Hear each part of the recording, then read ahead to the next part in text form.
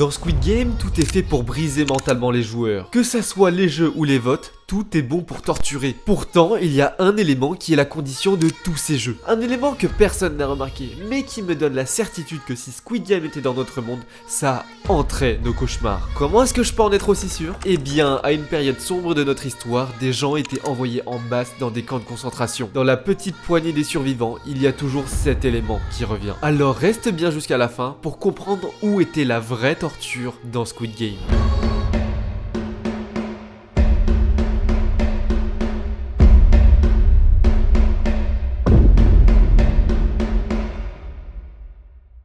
Le but de Squid Game est simple, divertir une élite. Pour ça, ils vont chercher des gens qui sont prêts à tout pour de l'argent. Ce divertissement naît de ce qu'il y a de plus profond chez l'humain, voire la souffrance. Pour ça, rien de mieux que le créer. Alors on place les joueurs dans des jeux horribles, comme celui qui nous a bien marqué, le cache-cache. Ce jeu connu de tous avec une version un peu différente. Une équipe doit se cacher et l'autre doit la tuer. C'est le dilemme ancestral, tuer ou être tué. Quelque chose qui était totalement naturel pour les humains préhistoriques. Alors là, qu'est-ce qu'il y a de si différent ?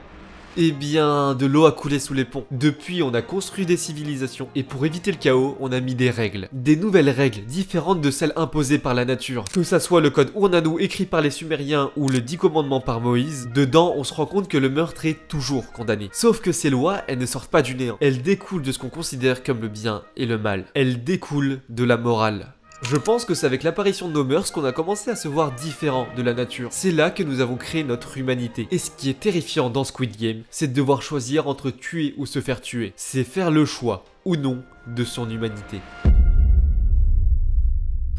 Mais comment est-ce qu'ils en sont arrivés là? Avant de faire ce choix, est-ce que les joueurs auraient pu avoir une autre porte de sortie? Bien sûr, et c'est exactement là où on arrive au vote. Il est très loin d'être innocent. Entre la première et les deux autres saisons, le vote était complètement différent. À la base, il avait lieu qu'une seule fois, après le 1, 2, 3 soleil. Les joueurs avaient le choix entre partir sans argent et rester pour jusqu'au bout. Alors que dans les deux saisons suivantes, s'ils décident d'arrêter le jeu, ils repartent tous avec l'argent divisé entre eux. Le créateur de Squid Game a avoué qu'avec ce système, il voulait poser la question, est-ce que la majorité a toujours raison? C'est compliqué de répondre à cette question à travers Squid Game parce que là, il n'y a pas de bonne réponse. Là, il y a seulement des gens avec une opinion différente sur une question. Est-ce qu'on continue le jeu? Le clivage entre les oui et les non crée une haine. Ils se voient pas comme des rivaux, mais comme des ennemis à abattre. De la haine et du ressentiment dans la tête des joueurs. Et c'est ça que voulait le maître du jeu. Cette torture qui est si terrible, elle est au fondement de l'humanité. Ça fait des milliers d'années qu'on s'entretue pour un oui ou pour un non. Et c'est pas l'histoire qui va me contredire. D'où l'importance de mettre des règles. Si on veut vraiment avoir une réponse à est-ce que la majorité a toujours raison, il faut aller voir du côté des philosophes. Dans le discours commun qu'on a l'habitude d'entendre, on dit que la démocratie est pas forcément le meilleur système, mais que c'est le moins pire. Loin de moi l'idée de te forcer à changer d'avis, je veux juste te faire écouter l'avis de Platon. Il a vécu en plein dans la démocratie athénienne. La raison pour laquelle il la condamne autant, c'est sur un point de vue philosophique. Le problème, c'est que tout le monde a la même voix, peu importe la sagesse qu'il a. Si des chercheurs en écologie ont passé leur vie à étudier un domaine et qui doivent voter, leur parole a autant de valeur qu'un ignorant. C'est ça ce que pointait du doigt Platon. Évidemment, on devrait dire qu'ils devraient utiliser leur savoir pour influencer les décisions et ensuite rétorquer que c'est déjà ce qu'ils essayent de faire mais que c'est compliqué de faire changer les gens d'avis, etc., etc. En fait, Platon ne pensait pas que tous les humains avaient la capacité intellectuelle nécessaire. Sans forcément traiter les autres de débiles, c'est vrai que être rigoureux ça prend du temps et que pas tout le monde veut y mettre les efforts. Et surtout, il y a quelque chose que maintenant on connaît et qu'on a étudié, c'est les biais cognitifs. C'est des sortes de raccourcis dans les raisonnements. Un exemple tout bête, c'est le biais de confirmation. C'est le fait qu'on va prendre en compte toutes les informations qui vont dans notre sens et rejeter toutes les autres. Sur le papier, ça a pas l'air si grave, mais est-ce que tu sais pourquoi certains joueurs veulent quand même continuer dans Squid Game ? Oui, bien sûr, il y a ceux qui ont besoin de plus d'argent, mais il y a aussi ceux qui sont biaisés par un de ces raccourcis du cerveau, en particulier par le biais du survivant. Un autre biais cognitif qui fait que ceux qui ont réussi pensent que c'est simple justement parce qu'ils ont réussi. Oula, je me rends compte qu'en le disant c'est vraiment pas clair. Je sais, je vais t'expliquer comment est-ce qu'on a découvert ce biais cognitif. Pendant la Seconde Guerre mondiale, pour éviter la perte de nos bombardiers sous le feu ennemi, on décide de les renforcer. La question est, où est-ce qu'on les renforce ? Pour nous aider, on a un schéma des quels endroits sont les plus endommagés, et on est obligé de faire un choix. On peut pas tout blinder parce qu'un avion trop lourd ça décolle pas. D'après toi, où est-ce qu'on le renforce ? La réponse est là où il n'y a aucun dommage. C'est super contre-intuitif. Mais les données qu'on a, c'est sur des bombardiers qui sont revenus. Ça veut dire qu'ils ont pu revenir malgré les dégâts. Donc les endroits touchés ne sont pas vitaux. Les dommages que l'on ne voit pas sont ceux qui sont mortels.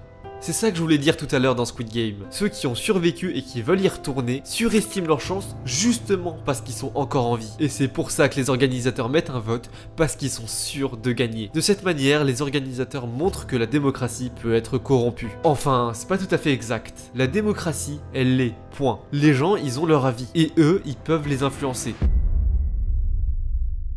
Dans notre monde, le but d'un politicien, c'est de plaire à la majorité. Et ce qu'on dit quand ça ne convient pas, on dit que les résultats sont manipulés. L'exemple le plus flagrant, c'est celui de Hitler. En effet, il n'est pas arrivé de manière totalement démocratique, mais il est arrivé de manière légale. La suite de l'histoire, tout le monde la connaît. Des millions de morts et ses idées racistes en application. Mais j'aimerais revenir sur un point.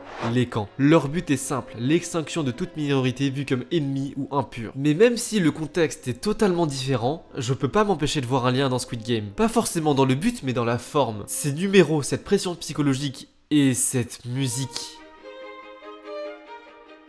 Parce que oui, même si c'est moins connu, dans les camps nazis, il y avait de la musique partout. Les détenus étaient forcés de travailler en chantant, et les musiciens avaient des véritables traitements de faveur, dont un Olivier Messiaen. C'est un compositeur, pianiste et organiste français qui, pendant la guerre, va se faire mobiliser en tant que simple soldat et va se faire capturer. Pendant sa détention, il va se mettre à composer une œuvre pour 4 instruments: piano, violon, violoncelle et clarinette. Le directeur du camp nazi était un grand mélomane et il va lui fournir tout ce qu'il a besoin pour répéter au mieux. Ce quatuor est né dans un contexte très particulier. Il porte en lui un message de son compositeur qui lui-même était très croyant. Il n'y aura plus de temps. Ce sont les paroles de l'ange de l'Apocalypse qui lui ont inspiré ce quatuor, d'où son nom, Quatuor pour la fin des temps.